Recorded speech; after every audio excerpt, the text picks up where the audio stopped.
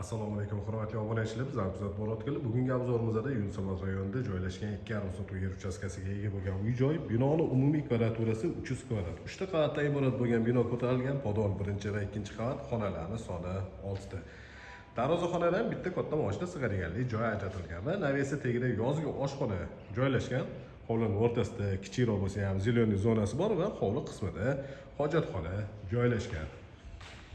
Bu joyga orientiri Kulol masjidi Yunusobod universitetidan, ya'ni Krukdan uncha uzoqda bo'lmagan joyda joylashgan mahalla.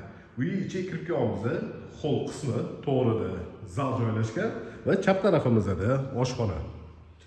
Oshxona ham kattagina bo'lib tushgan va oshxonadan hovliga chiqsa bo'ladigan alohida, ya'ni eshigi ham bor. Patologlarning balandligi 3,5 metrni tashkil qiladi. 3 ta qavat beton plitalari bilan yopilgan. Imoratda tegi butunli podol. Birinchi qavatda hol oshxona, zal, mehmonlar uchun ajratilgan yotoqxona va sanuzel joylashgan. Zal ichiga kirib kelganimizda zalning razmeri uzunasiga 6 metr va eniga 4 metrni tashkil qiladi. Qo'shni devordan 2 metr tashlab imorat ko'tarilgan. Demak, hol qismi paradniy xot orqali kirganimizda chap tarafimizda oshxona, to'g'rida zal bo'ldi. Bu joyda birinchi qavatda joylashgan umumiy sanuzel.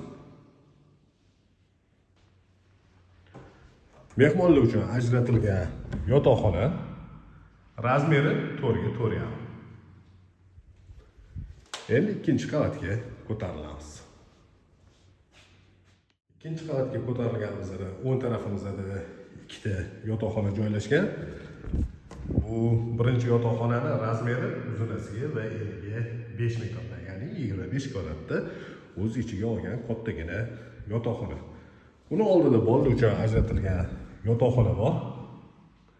Razmeri 4 ga 3,5. Bu xonaning ro'parasida ota-onalar uchun ajratilgan yotoqxona joylashgan. Xonaning razmeri 5 ga 4. Va shu xonaga tegishli bo'lgan alohida o'zini yuvinish xonasi bor. Va shunaqa ko'rinishda.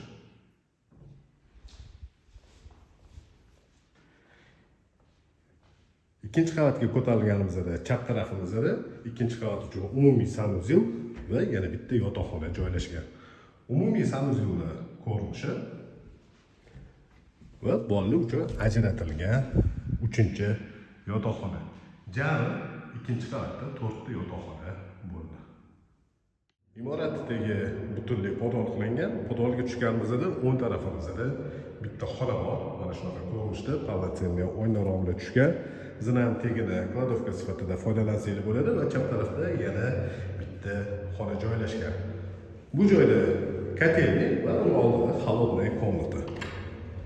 Kotelning ko'rinishi suv uchun boiler, to'xtovli kotel va qator ketgan nasoslar, vodяной nasoslar joylashgan.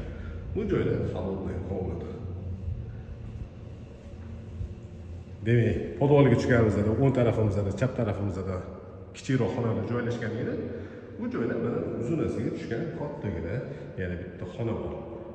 Oyna rollariga ahamiyat qiladigan bo'lsangiz, ikkalasi ro'para turibdi. Yozgi paytlarda yoki bo'lmasa qishda ham havo almashtirish uchun mana shu ikkalasini ochadigan bo'lsangiz, zo'r spazdakda havo birpasda podol qismida almashadi.